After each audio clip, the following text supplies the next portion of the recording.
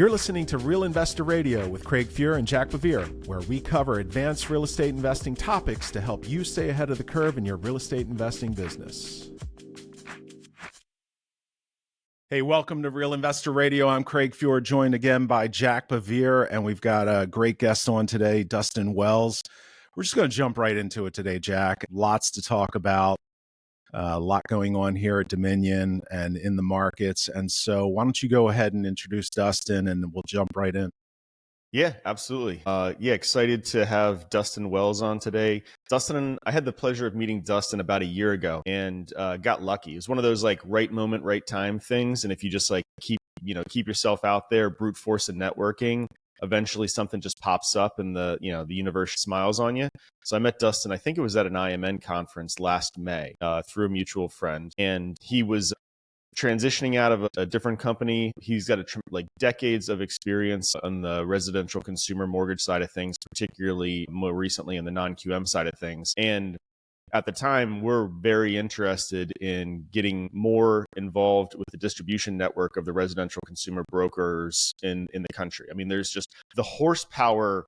It's, you can have the best rate, you can have the best process, but just the horsepower of the distribution network of working with the thousands and thousands and thousands of mortgage brokers that are all over the country really kind of can't be understated, right? Like they still, the amount of mortgages that happen through those channels just dwarfs the business purpose lending side of the business, tremendously. So, but we got no background in that. We're just real estate guys who have done some like business purpose lending on the side, right? So like, I don't even know what I don't know when it comes to that whole space, right? And it is an uber competitive, mature market.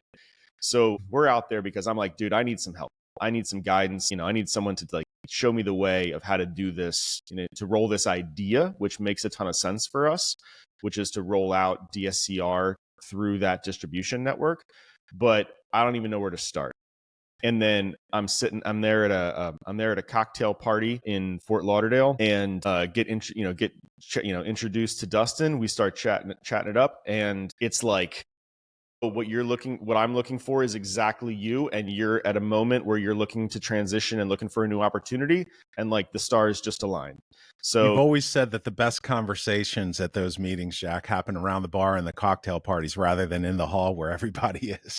Yeah, the panels are cool, and I've been on my fair share of panels. But the good stuff happens at the bar and the cocktail parties afterwards, for sure. That's where the magic happens. I agree. For the record, I agree.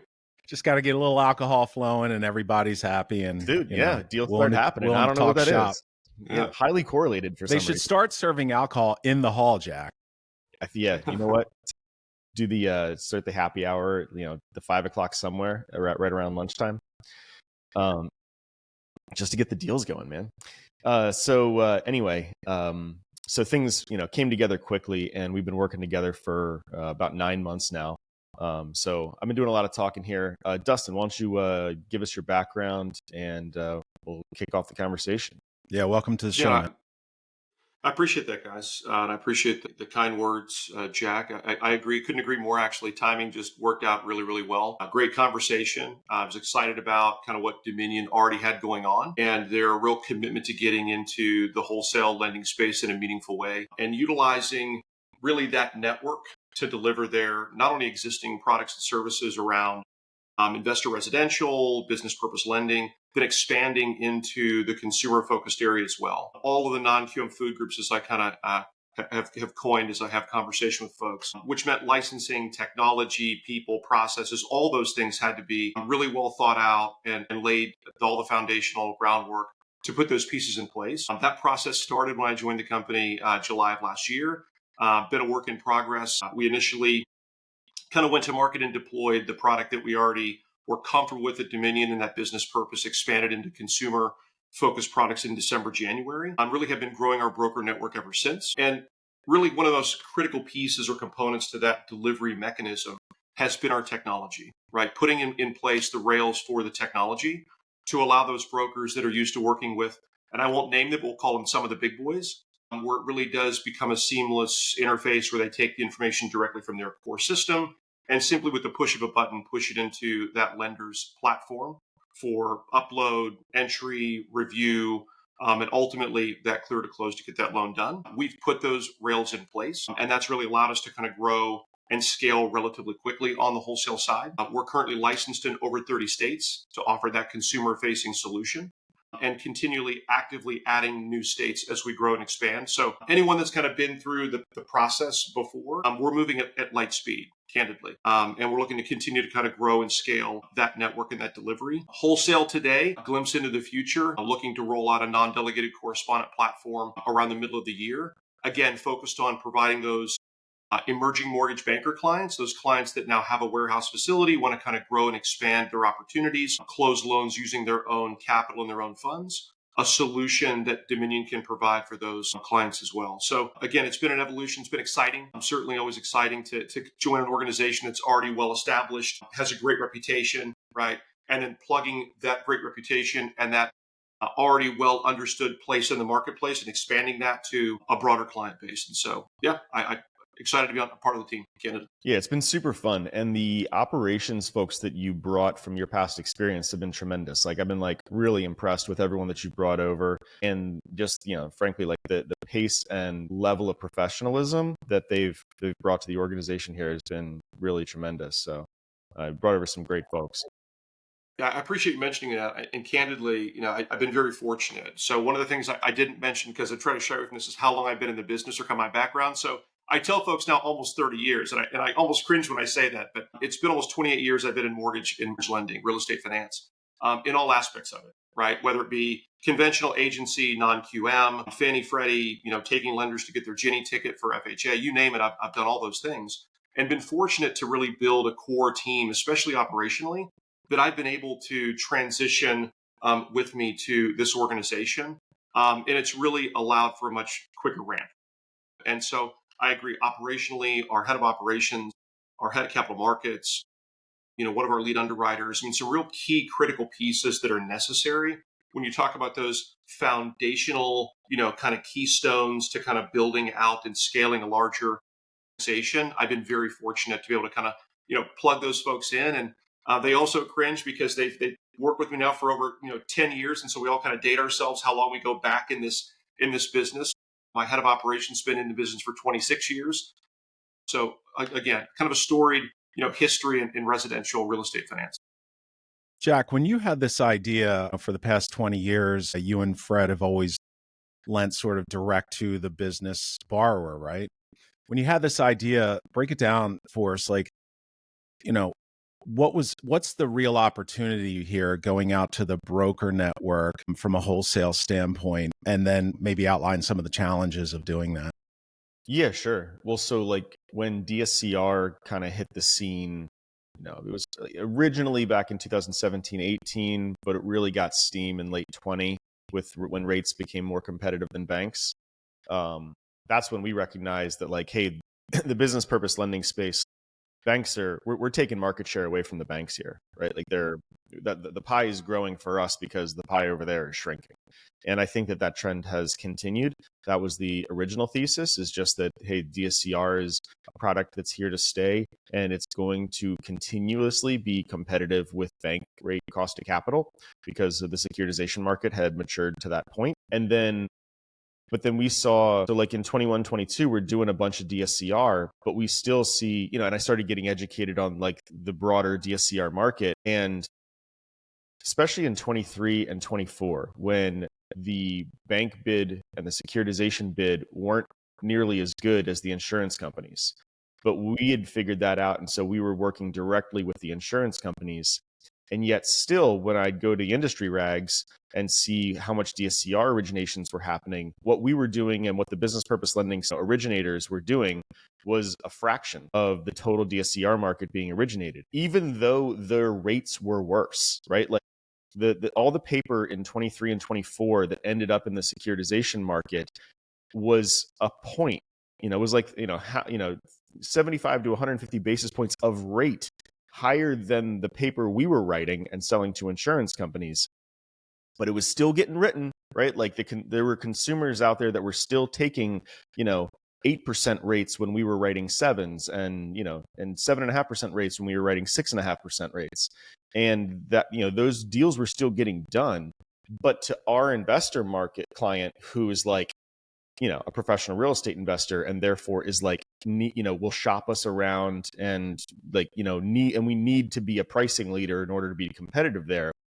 I saw this residential consumer market, and the reason that it was still, the business was still happening was because those securitization shops were using the brokers as their distribution network. And those are, more one-off transactions. It's a guy who's got 2 or 3 rental properties and calls the guy who did his house to get his DSCR loan. And he figures, hey, he got me a 2.75 rate back in 2021 for my house. Clearly he's got sharp pricing. He'll whatever, they just take whatever rate is being offered. And if the guy tells him it's 7.5% rate, he assumes that the guy is as good at DSCR as he was on his home loan. Right. And that consumer doesn't even realize that there's this whole other market with the insurance companies that is 100 basis points inside of that. And I was like, dude, how do I get plugged into that? Like, how do I get in front of those folks? But I didn't know where to go, but I didn't know what I was doing. So, we needed some guidance there. So that was the original idea, is just like, hey, there's all this paper happening at higher rates than us. Why don't we bring our insurance company relationships to the smaller investor via the resi consumer broker distribution network? But the thing is, it's a completely different set of rails. Those brokers need, they want to work through Encompass. They also don't want to have one relationship with you. They don't want to talk to you just about DSCR. They want to see what else you have to be able to offer other stuff too. Like, it's a bigger thing. You can't just like grab that little grab that. I just one want that piece slice. Of business. Right. No, you got to be in it. You got to make a decision and commit and be in that space. And so that's what working with Dustin has allowed us to do. So either of you, can you quickly explain, because you said, we're doing business purpose loans and consumer purpose loans as well. So can you explain quickly like the difference between the two and how we bring that offering now to the broker channel? Yeah, I'll take that. I think in its most simplistic form, when we say business purpose lending, we're really talking about the acquisition or refinancing of investment real estate, right? Whether it's condos, single family, doesn't really matter in terms of the underlying collateral. The asset class itself is either I'm buying it or refinancing it in LLC, C Corp, S Corp, or I might be doing this as a natural person. However, it's not owner occupied, right? It's not a second home. It's not a principal residence. It truly is a rental piece of real estate. And traditionally, it's looked at optically as a cash flow piece of real estate, right? How I'm evaluating whether or not I can or can't lend on it is based on rents received and the overall cost of carrying that debt service, right? In terms of all the things that are encompassed in that. HOI, payment, condo association dues, all those things in totality. When we talk about consumer lending, we're talking about the individual, Henrietta homeowner buying the new principal residence, maybe buying the second home, buying the vacation property. The regulations around consumer protection and consumer focused lending, completely different ballgame than business purpose. The idea historically has always been that, the regulators are okay in terms of how you decide to treat an entity, but they are going to be overarching in terms of how they tell you that you need to treat an interface with the consumer, right, relative to an owner-occupied piece of property, which is why, one of the first things I mentioned was kind of where we're already licensed and kind of our growth in the licensing piece. Like, that's a necessary component to ensure that you can expand your product offering into the broader base of, again, owner-occupied second home, principal owner real estate, which again was kind of a work in progress. We had to put those pieces in place to serve that customer. Well, I would think from a competitive standpoint, that market is even more competitive, Jack. Like, it's, you're going up against the Rockets and the Quickens and the, UWMs and all those guys. And so what's your take on that and sort of penetrating that? Is it just like, hey, we'll take any slice of the pie that we can get there? Or, well, I think it's like something else. We're leading with our best foot forward, which is DSCR pricing, right? Like, that's our foot in the door. And then if we've got an edge there, that, the idea is to then be able to build off of that foot in the door and be at least equivalent in all the other, in all the other food groups, as Dustin puts it. And part of the theory here is that pie has grown tremendously and continues to grow.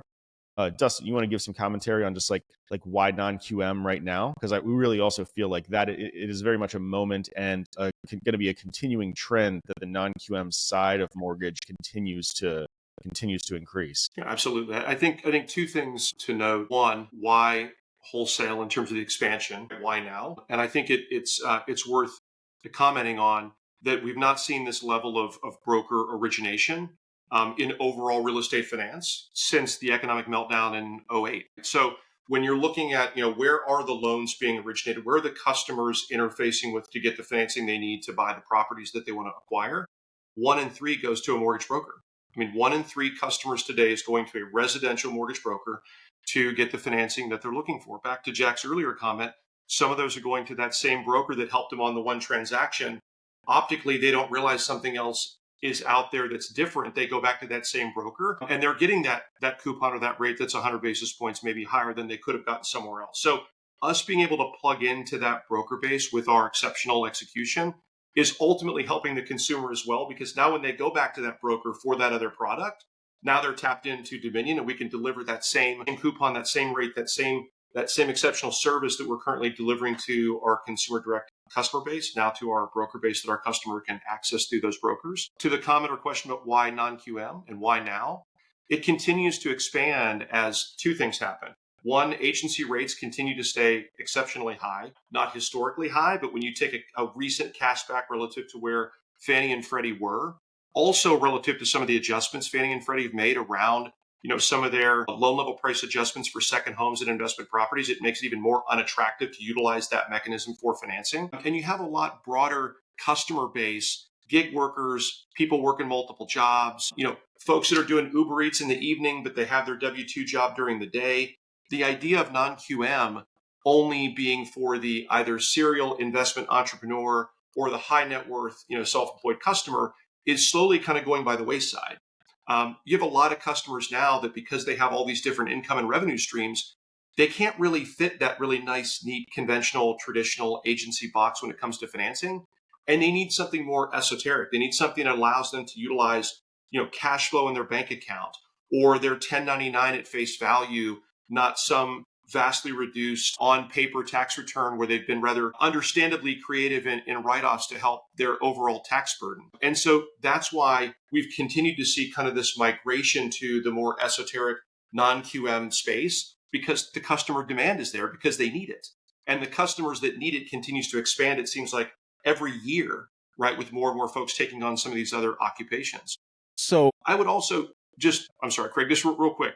Because Rocket came up, right? And I love when Rocket comes up or UWM comes up, because the understanding there is you've got two very, very large lenders, right? Now, granted, even with all the recent gobbling up that Rocket has done of others in the marketplace, I think that the estimate now is it's still only about a 6% market share overall, right? In terms of residential real estate finance. However, UWM and Rocket are optimized and built, and those rails are built for the automation that's delivered through agency lending. Right? It's the idea of the easy button lending. I hit DU, I hit LP, I get my approve eligible, I send it over, and there's no guesswork. Non-QM is very manual. Every transaction is looked at differently. And it has to be, because there's a lot of manual that goes into the underwriting and decision making. There is no easy button you're pressing. So whenever somebody mentions those other two lenders, I say, listen, they may be really, really, really efficient, really good at that easy button lending, but oftentimes what that non-QM customer needs is a lot of individualized attention. And that makes it really challenging when you have a machine or an assembly line just kind of pumping out deals, to then have to stop the assembly line to do some real heavy duty manual review of a transaction. It's not seamless, right? And the platform is built for agency, but they do non-QM. I would highlight and emphasize that Dominion is built for non-QM. I mean, that's the way we've built the system, the rails, the people, the processes, is to support, facilitate, and grow that more esoteric non-QM space. So if I'm a broker and Harry homeowner comes in and wants to purchase a primary, what's the difference between someone who we could really, someone who our guardrails are set up for versus like the Rocket or the UWM? Like, what's the difference in that borrower or that transaction? Let's talk about the transaction right at a high level. So when you're talking about the transaction with one of those larger lenders, the expectation is that loan comes in, it's been run through some form of automated underwriting. They're going to evaluate why it is ineligible for the delivery to, let's say, Fannie or Freddie Mae. They're then going to try to identify, okay, what's the best potential outcome based on our product mix for this individual. And then they're going to have to effectively stop their traditional, like normal process of all this automated. Hey, I can go out and pull from ADP, like the payroll information. I can go out and pull from the IRS, the tax information. Like all that goes away when you're talking about looking at, a 1099, right? There is no like automated 1099 system where I'm just pinging and pulling in data, right? There is no automated system to go ping and pull in and evaluate, 24 months worth of business bank statements in a meaningful way and identify like large deposits and cash flow analysis and all the rest of it. There is no automated system for pulling in a potential for rents received and then carry cost for all those properties or that property in particular. All that has to be done manually, like by an underwriter reviewing all those different criteria. So I would say the biggest difference is when those deals come in our office, like we're already set up for that. Like those underwriters aren't looking at 35 deals a day. They might be looking at 3 to 4 deals a day, but they're applying the same level of litmus test for the underwriting on all 4 deals. If I'm an agency underwriter and I'm doing some non-QM, it's like easy button, easy button, easy button. Oh my gosh, I got to stop my process and like really think through the credit collateral portion of this underwrite because this is now very, very different than what I've seen on my other 3 deals. So our underwriting team, our loan account management team, our processing team is all set for that very manual, esoteric transaction. And since it's like the hard thing, right, with most brokers, that's the file they put over to the side and then they go back and they work the easy stuff because that's where the easier money is, right? So like the service level that you get for out of a shop that is not built for this space is materially different than what we can offer. Jack, does that offer opportunity though? Like, is there more for a broker who gets a client like that doesn't fit the standard box? Is there an opportunity there for more revenue? There can be. There can be because the situations are more unique. The underwriting judgment calls are more, qualitative. So yeah, there absolutely can be. I think most often it's turning a file that's hard to work on and is like, you still got the consumer, right? You don't want to blow off the relationship. Like you want to get a yes for that person. And you want to deliver a service level, right? Like your job as the broker is to deliver a service level. You're the forward facing person to this customer. You want to get their loan closed, right? And if you try to cram that non-QM situation into your agency pipeline, you're not going to be able to deliver a high level of service to that individual. This is at the end of the day, we're all selling the same green money. So like the service level is what matters. And so working with a shop that specializes in non-QM allows them to continue to deliver that seamless service level. And the customer doesn't know that you sent these over here and these over here. So anyway, like coming from the RTL side of things, like the fix and flip loan side of things, which is also like, the most manual, you even have to get into construction estimating and draws, like it doesn't get less automatable than RTL lending. And then, so we're coming at it from like, this is the hardest thing to do from a resi underwriting perspective, moving to DSCR, moving into resi consumer with these non-QM products. Everyone, always bemoans the idea that like, oh my God, why would you want to get into TRID lending? Why would you want to get into consumer facing lending? Like you have to deal with TRID and all the regulation and all that difficult stuff. And I'm like, dude, try doing rehab draws and try evaluating the credit quality of somebody who's got like 6 flips in progress right now. Like, I'm like, that ain't that heavy of a lift to me. Like, I wish it was that easy to underwrite RTL loans. So we're just not that intimidated by it. And I needed some guidance to understand what I did, to understand what I didn't know. That was the scary part. But, we were fortunate to be able to bring on Dustin and his team who literally have decades of experience in this space. So we got up the learning curve and now we're rocking and rolling. So Dustin, if I'm first, before we jump into that, like talk about some of the challenges that you've had and, getting everything set up and from a tech side, from a personnel standpoint, to really make sure that when we went out to the market, you were set up for, frankly, as easy of a button as it could be for the brokers who you start transacting with. I can't imagine that it's been all lollipops and gumdrops for you. Well, I could tell you both that, but that would be a bold-faced lie, right? So we'll just kind of peel the Band-Aid. So we'll start with technology. And before you start that, I think that the listeners should know you were literally starting from scratch.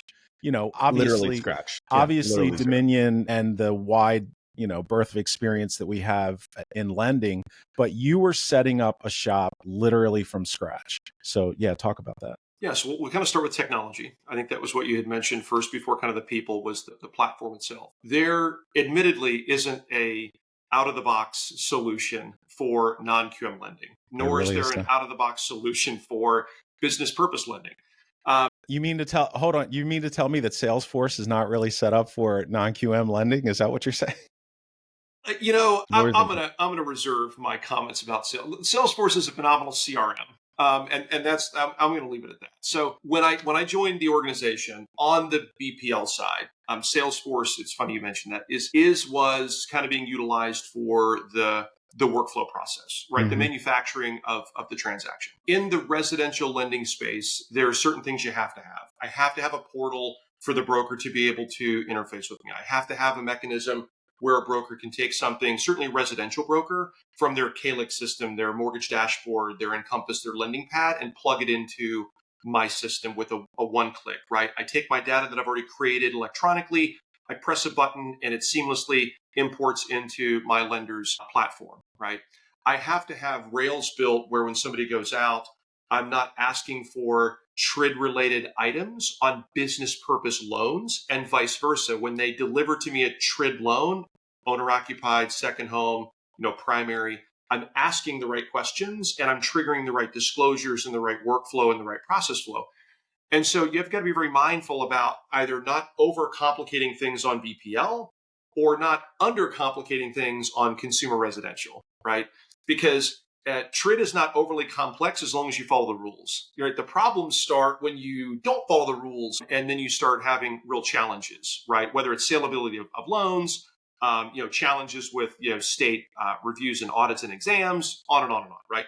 So first part was how do we take what is really a traditional mortgage technology platform in Encompass, which is probably used by 40 or 50% of the mortgage market, admittedly, right? Even some of the largest shops, their horsepower technology wise on the back end is Encompass, right? Their underwriters work in there, processors, closers, you name it.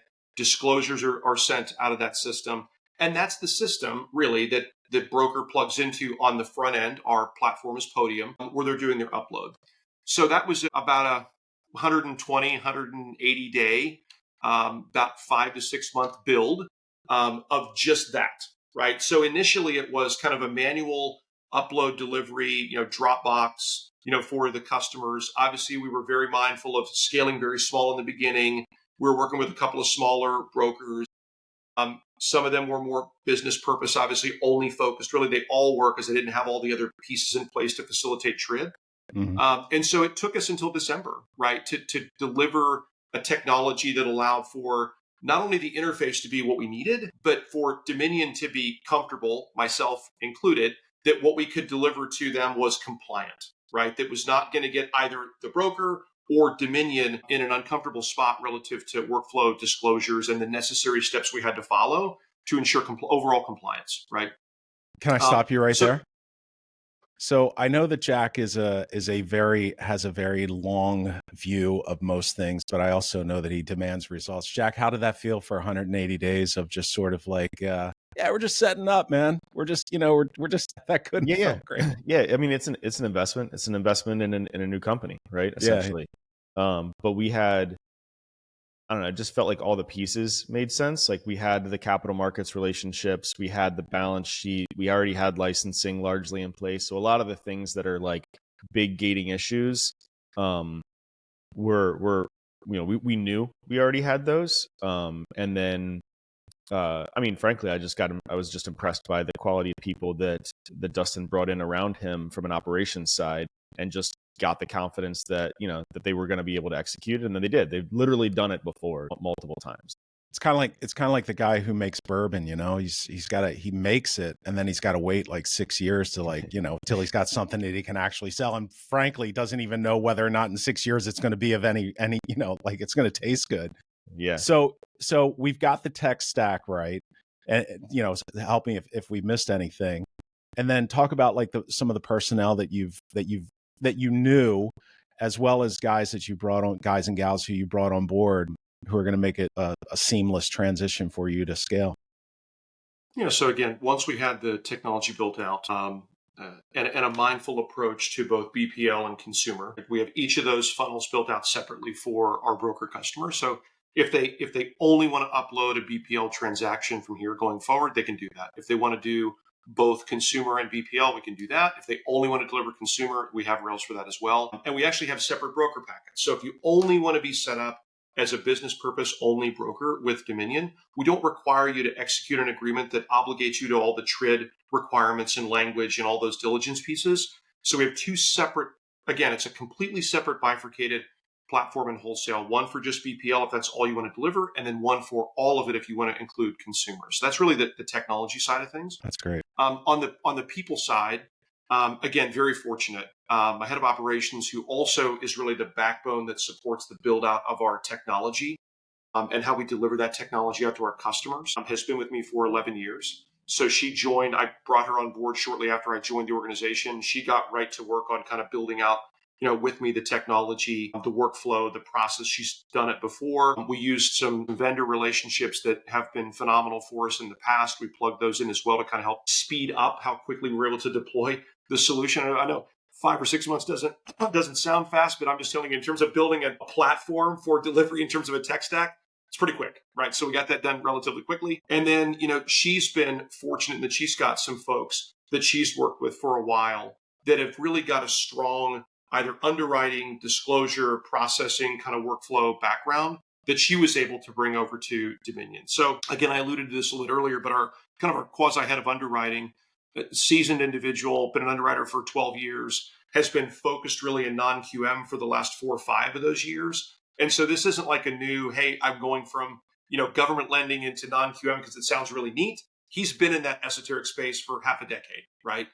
He's used to doing the deep dive on the collateral and the credit and the assets and all of those things.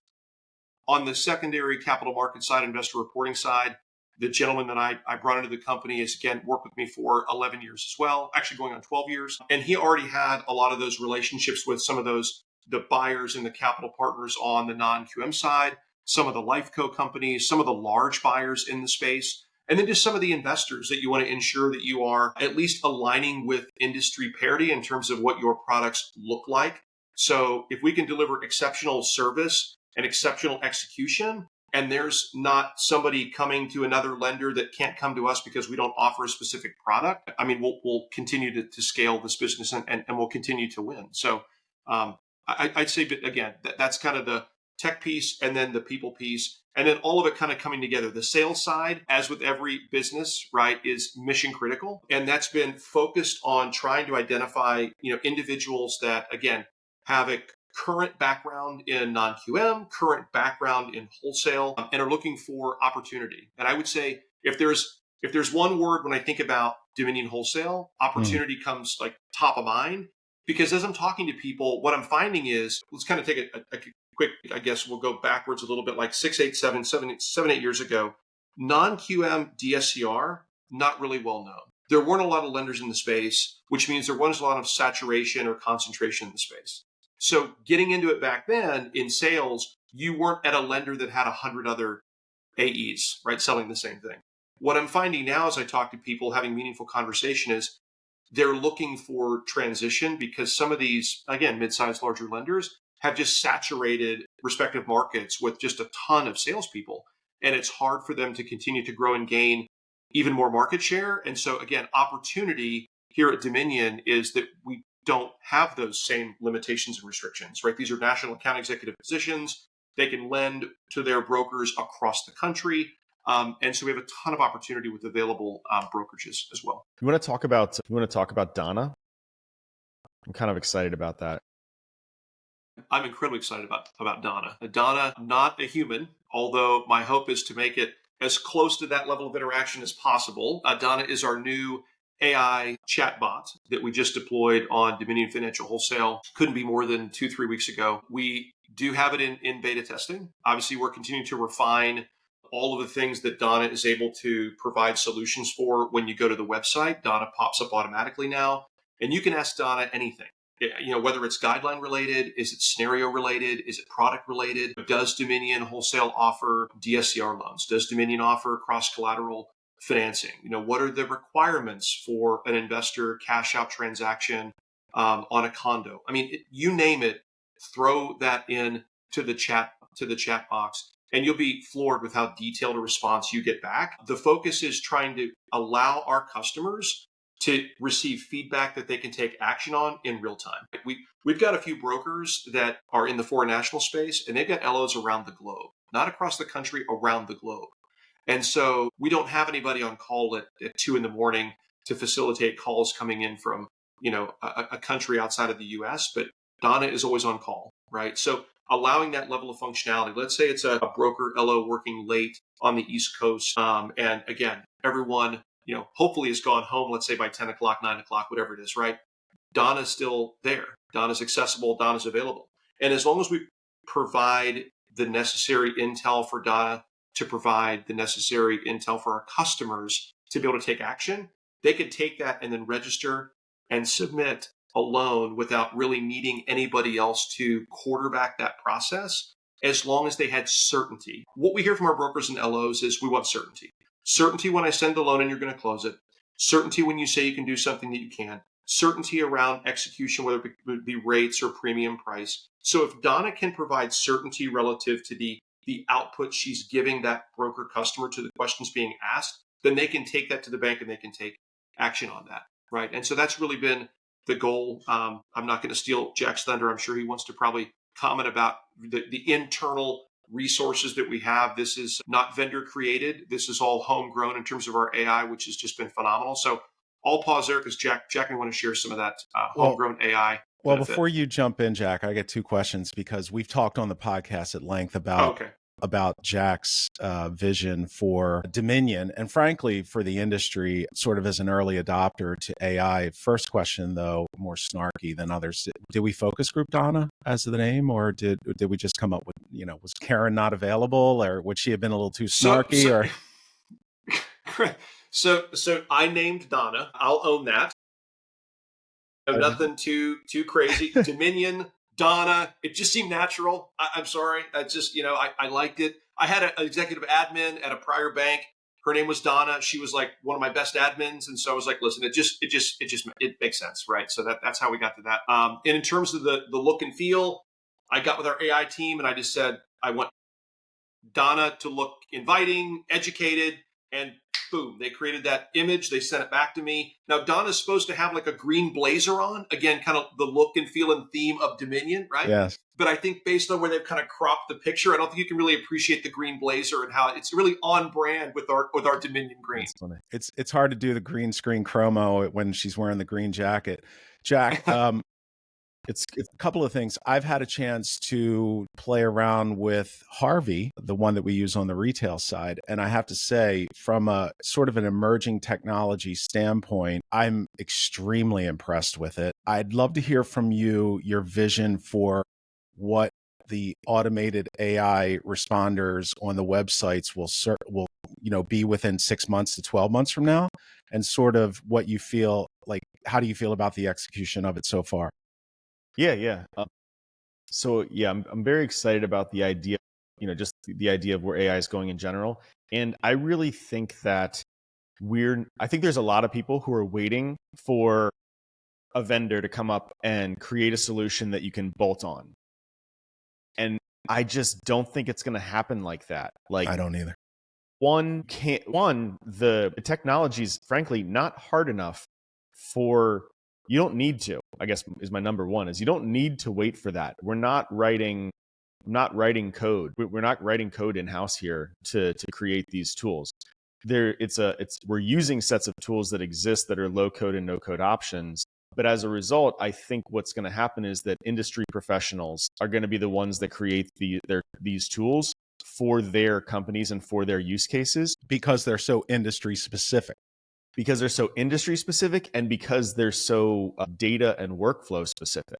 Like, you're not going to be able to, I don't think a vendor is going to be able to come in and bolt on to your unique set of tools because you have your data in 6 different places and it doesn't actually interconnect and talk to each other. Like, that's the hard part, right? That's the hard part. We've been working on this for we were working on this in earnest for 6 months, but it was 6 months of setup. And now we're like spitting out tools every week. We were spitting out a new tool, but it's that 6 months of setup that you just kind of need to commit to, in my opinion, in order to get your data and you get your data and your information flows in a place where you can apply the technology of AI to that information and to that data. And then it's fun, and then it's just fun because you can plug into the data and connect the data and the workflows and the knowledge bases together and produce a tool like Donna and Harvey that are specific to our processes, our guidelines, and that can be updated in real time very easily, right? Like if there's a guideline change, it's not like all of a sudden we're giving out wrong answers for several weeks while the developer in India updates writes the new code and gets us on the roadmap. Like, no, we go in there and we spend 15 minutes and boom, like our data is in real time where Donna is educated on whatever update came in.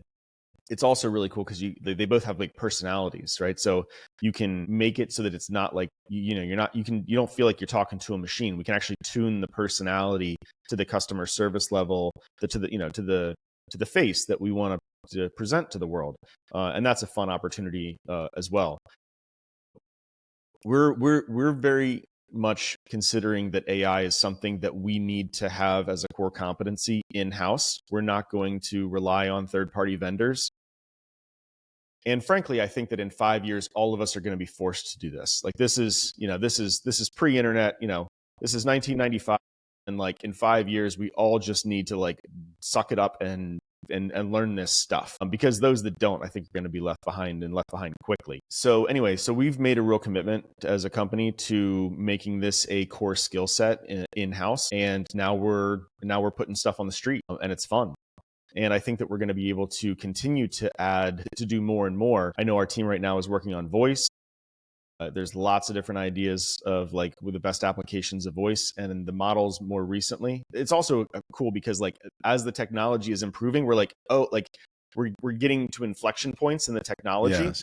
Like every month or two, we're getting to an inflection point where like we're like, oh, this went from neat and like a neat parlor trick or like a cool thing that, oh, you can see the potential, to, oh no, this thing is like productive. Like we're actually hitting inflection points in the technology that's getting across that productivity. You could actually put this thing into production and have it do work for you. And that's happening in real time. So like, I think that on a going forward basis, I can't even tell you right now, like what the roadmap looks like, because as the technology continues to improve, and it's improving on like an accelerating pace, even more and more tools will hit that productivity, that production inflection point, and we'll be able to put more and more stuff out there where we're giving ultimately the borrower and both our direct borrowers as well as our broker clients, the best, user experience, which is ultimately the goal of all this. Fascinating. I was listening to a podcast the other day, and they were talking about the growth of Grok,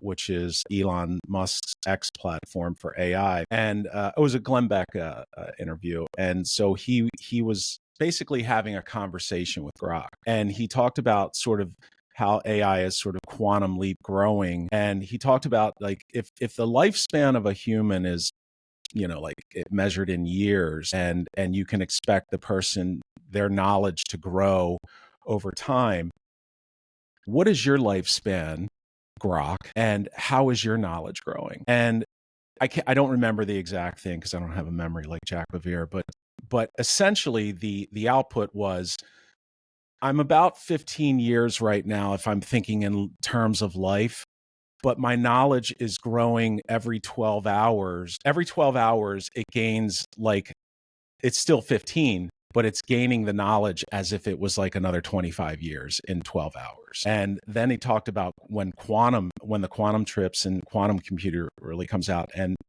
it basically said that, if I'm learning, 10 times the speed of a human right now, it could be an order of 100 times the speed in just 12 hours that these models will start learning, which is staggering to think about. Yeah. I'm super excited about it. I don't claim to be an AI expert. We just, I like watching lots of YouTube videos on it, and like I think, it's fun. And I like how like, low barrier to entry, frankly, it is as a technology. I think that the limiting factors we're gonna hit are organizations that don't have their data in a structured way. That's gonna be a gating issue. Like you're either got your data in a structured format, predictable structured format that is queryable, or you don't. And you either have APIs that have your systems talking to each other and can move data between your systems, or you don't. And so that's a lot of heavy lifting. That's the heavy lifting part. And so it's a lot of heavy lifting to get you to that place. Now it's just a project, right? Like it's like if you commit to it, it's no more than a 12-month project to get yourself to that place. I don't think a lot of companies though have seen the justification for making that investment yet, though. And so that's why we're starting to, there's lots of talk about it, but there's not a whole lot of ROI yet on the AI investments that have been made yet. Agents have been, a topic that we've talked about on the podcast before that people are excited about, but they're not that great yet, frankly. Like I just, they're not there. They're not taking people's jobs, they're not, but we're getting to a place where we're getting closer though. And I don't know, I think you see the path. So we decided to make that investment early so that we can try to stay on the front edge of this curve. So I think that that's going to be a gating issue. I think then we're also going to get to a point where just like the cost of it becomes the gating issue, because just because an AI can do it doesn't mean an AI can do it economically. Frankly, the amount of tokens that are like, that's kind of like the unit of cost that it takes to do a particular task, and the amount of electricity that it takes to do that particular task and come up with a better than human result, I think is also going to be another gating issue. So I think that this is going to be rolling out over the course of the next 5-10 years. But, so though I think that the AI is going to be uber capable of stuff, it won't actually be economically rational for us to integrate it until you get to certain inflection points. And we're trying to just keep track of that so that as soon as it hits that inflection point, boom, we're the first guy with it. As soon as it hit that inflection point, boom, we're the first guy with it. So I don't want to veer too far off onto this, but I do have kind of a theory that I've been, Jack, I can't get on Instagram lately and not get some ad from some lender. And I wonder, like us, and they're tiny. They're not the big guys that we know. These are like, I've never heard of these guys, but I seem to get 2 or 3 a day. And I wonder about sort of like the industry becoming so automated as, as AI continues to improve, and especially agentic, where you would just see fairly well capitalized guys who have access to like some capital markets, or maybe they're just going to be like brokers who just channel to Dominion to set up a company that is, more like fintech, right? Where you're just, man, I know technology and I know how to set up the rails and I've got some access to capital. Like, I just see that becoming just an emerging opportunity for guys who want to get in the same space as us. Yeah, I think that's definitely going to happen. I think it's definitely going to happen. It happened. There was a round of it that happened. I think the weakness of that model is when the capital markets are unstable. Like when you have predictable sources of capital and funding, it's a great idea. Like, I have nothing negative to say, right? Like, just focus on doing that one thing, be great at that one thing. Don't even worry about the capital and balance sheet side of things. And then 2023 happens. And you get completely left out in the dry, and like dozens of our competitors just disappeared over the course of like 12 months because all of a sudden their RTL loans were selling at 12%. Like, you could only sell loans at 12%, so you couldn't make any money unless you originated loans above 12%.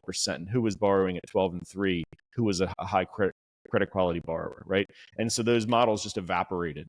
Well, dozens of those models evaporated in those periods of instability because they didn't have balance sheets to ride it, to ride it through and just hunker down and own the loans and service your book.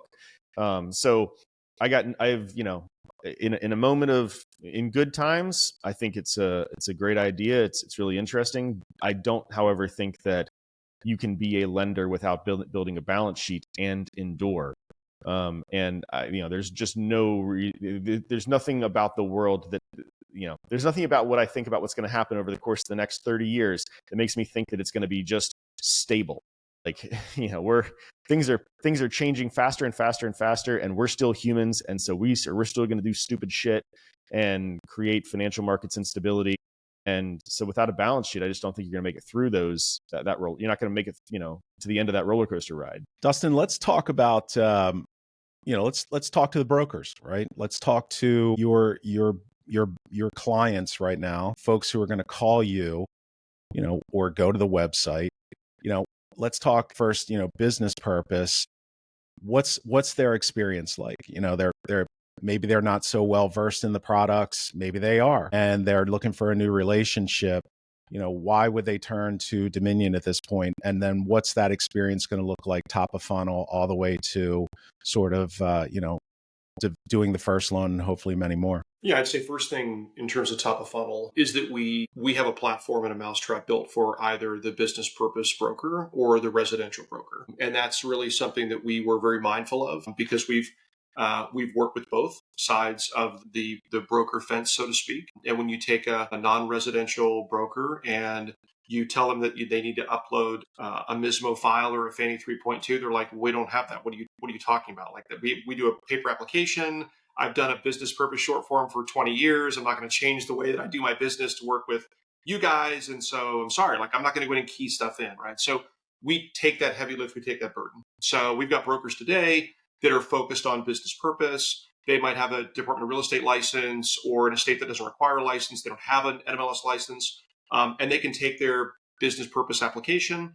They register short form, with us. It's about 9 data fields. Upload that application. We do the data entry for them. We get the loan in the funnel, and then our technology takes over, right? So the emails and the updates and the messaging and the ease of interface, once you take that top of funnel friction of, I don't want to be the one keying everything in away, then they love it, right? Because they love the immediate feedback loop they get on their activity relative to that progress of the loan through the system.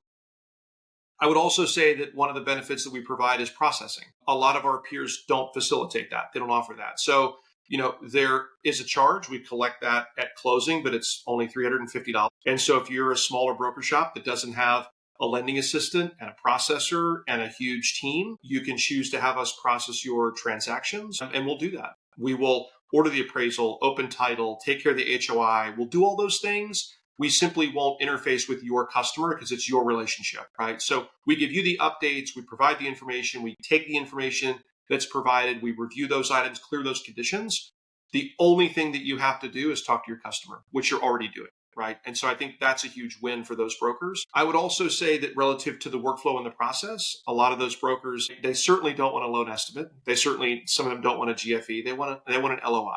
They speak in terms of letter of intent. That's what their customers are used to receiving. And so again, I talked about in the beginning of the kind of the dialogue about the two different rails we built.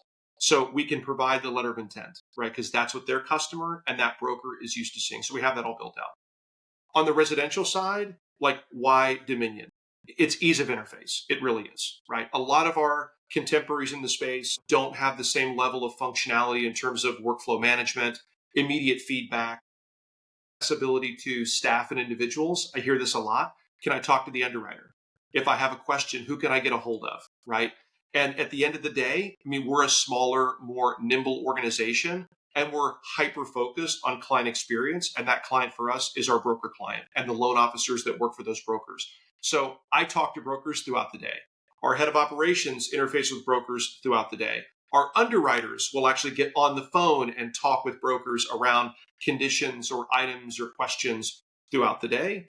Our AEs are also supported by seasoned loan account managers. And those loan account managers take all the heavy lift of the interface with the organization and with them. So if they've got a question about something, they need a form, they need something, they've got a need for something, they go directly to that loan account manager. And that loan account manager not only works that deal, but really is the broker's internal advocate. So let's say the broker says, I'm not really clear on this condition. I don't know why you're asking for this, or I uploaded something that I think should satisfy this. That loan account manager is the one that's going to run all that internal interference and solve the problem or the question or the issue for the broker. Again, very unique and bespoke to Dominion, the way that we've delivered that service. Our pricing certainly doesn't hurt. As an organization, I've never worked for a company in my, I'm going to say it again, 28 years, where we offered a price beat guarantee.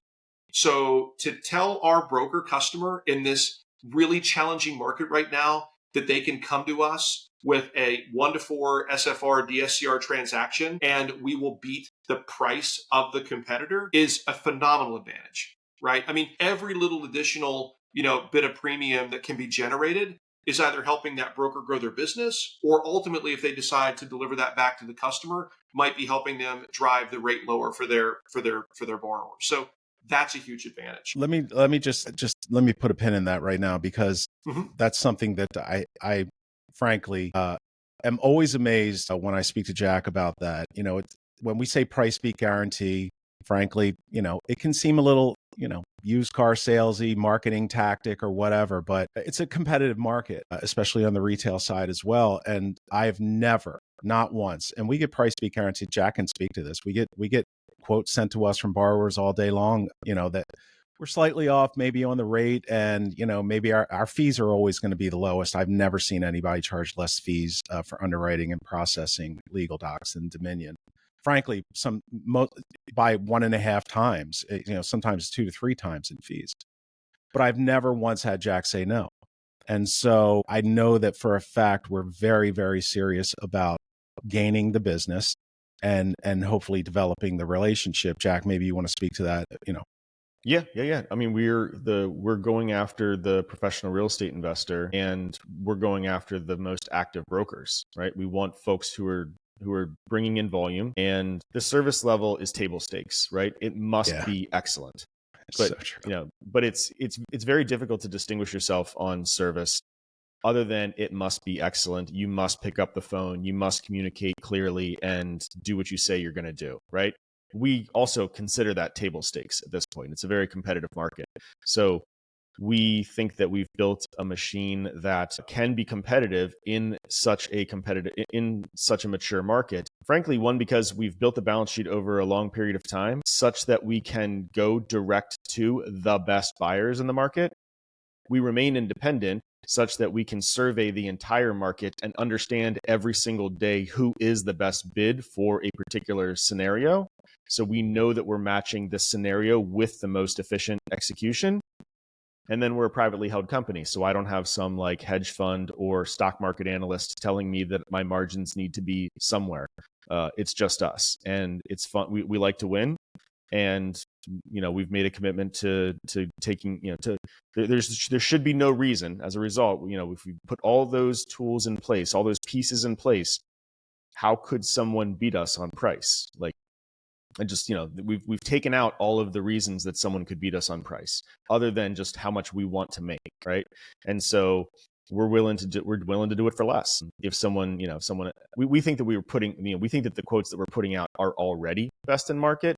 But if someone's got, for some reasons, someone's trying to strategically hit quarter end goals or month end goals or something, and they put out a super to the marrow kind of margins bid, we'll still beat it. So anyway, that's something that we've just committed to philosophically as a company. And, we want to lean into that idea. I honestly, to tie that part up with a bow, I would say that the price beat guarantee that we offer here, which we've been doing now for at least a year and a half, Jack, it is absolutely the real deal. And I tell customers all the time, like, you're going to leave money on the table if you don't come back to me. Like, you're just going to pay more for the loan, period. Because I know whatever you bring me, I'm going to beat. And I've done it 100%. Jack has never, ever denied me on one. And so it is a very real thing here. Go ahead, Dustin. And I couldn't agree more. I think it creates real impact for the relationship, right? We talk about brokers versus, let's just say, consumer direct, right? So that consumer has a great experience, and it's that one experience. And yes, they might come back and transact again, and that's great, right? And even if they acquire 4 or 5 pieces of real estate in the year, right? You're talking 4 or 5 opportunities for that consumer. Absolutely. We talk about some of the brokers that we work with and the amount of horsepower those brokers have. Some of the brokers we work with have hundreds, if not 1,000 loan officers. So it's kind of like that pebble in the pond, right? So that one LO, decides to take us up on that price beat guarantee. The proof's in the pudding. We execute on that. It's like, now that person's going to share that with the other 999 LOs, right, at that shop. So the ripple effect of how quickly that could scale and help us grow our business is immeasurable. I mean, it's a very impactful tool for the sales team and the organization, because I can tell you without hesitation, I am not aware of any competitor out there that takes that level of guarantee to the bank. There just isn't one. And so, for us, that's a great kind of lead in as we're having conversations. Some of the other kind of lead in pieces, we just launched a foreign national product. Again, not all of our competitors have that. We've got a large multifamily contingent, not just in the 5 to 8, but some of the 9 to 10 as well. That's kind of a lead in, kind of a more niche conversation. And then some cross collateral stuff that we do on the wholesale side that, again, a lot of our contemporaries don't offer. And so that gets us in the door in some of these conversations. You execute on those deals, and it's like, wow, that's like, you're not just another lender offering something up that doesn't really ever get across the finish line. You offer those up and you really deliver on certainty when you say you can do those loans. And again, that creates immeasurable impact with those brokers. Our execution on the consumer side of our product line is exceptional as well. I mean, on the residential side, you'll hear terms like Loan Sifter, which is an OB product, Loan Next, some of these marketplace items where lenders kind of feed their pricing into those aggregated engines. And loan officers and brokers go in there to kind of see who is top stack, from Monday to Tuesday to Wednesday to Thursday. Although we're working in terms of relationships to get into some of those engines, it's interesting when we take a look at what our customers are telling us is top stack in those engines, and then they come to us and our execution is better. So I'm excited as hell to get into some of those engines, which we're working on, because by God, I think once we do, we're going to clearly be heads and shoulders above the competition, and it will continue to pour gasoline on the fire and grow the business. Yeah, we're just going to whatever what's the best price today? Beat it by an eighth, beat it by an eighth, beat it by an eighth, yeah, looking forward to that. Yeah. 1 in 3 borrowers goes through the broker channel. That's something I didn't know. That's exciting. I think what you're doing, man, I've only had a chance to meet once in Vegas, but it was such a great time meeting you and sitting next to you at dinner. Jack, any last thoughts? Anything else we need to cover here? No, super excited to continue to grow this division. I think there's just green fields in terms of opportunity. So, and it's something that we're excited about and committed to. So, and really, really excited to have Dustin and the team that he's put together is just really top notch. So, Fred and I are very excited about the wholesale division. Dustin, if folks want to reach out, if brokers listening to this, or maybe a borrower going through a broker, how do they get in touch? Well, listen, I'm excited. If they want to get in touch, that'd be fantastic. So they can go to DominionFinancialWholesale.com. All the resources and tools are available on the website. They could click a link to get themselves active as a broker. If they're already a broker, they want to check rates, take a look at the resources. They've got a file ready to upload. All that's accessible on the website as well. And certainly, I'm always accessible, right? So not shy about giving out my information. So Dustin W at thedominiongroup.com is my direct email here at the company. Would love to get some feedback on some of the Q&A we had today. If you've got an inquiry or question about some of our products and services, maybe that weren't discussed in the context of this call, again, I'm an open book. I'm happy to share that as well. So I appreciate it, Jack. I appreciate it, Craig. It's been great. I've enjoyed it. I can't wait to have you back on as things continue to grow for you. It's an exciting time, one that I've been watching sort of, from afar, but very interested in seeing how you build things out, continue to build things out, I should say, and then scale. It's been a lot of work. I'm sure you've had your share of late nights, but fascinating what you built. And I'm sure, and frankly, I'll just say, I've never, I've known Jack and Fred a long time. I've never seen them really lose. And so I just don't know how this one doesn't work. Frankly, I know Jack has a lot of ideas that plague the marketing team and all those things. But they're generally really good ideas. And so I'm just really excited for what you're doing with the company, and I couldn't wish you the best of luck. I appreciate it. Yeah. Well, folks, I hope you enjoyed that one. That was a little veering off the sort of the path of what we normally do here on the show. But, we think that the opportunity that we're seeing in what Dustin is building, transcends right down to the individual borrower, not just the brokers. You have to know that, that channel is available for you here at Dominion. So I hope you enjoyed the content today.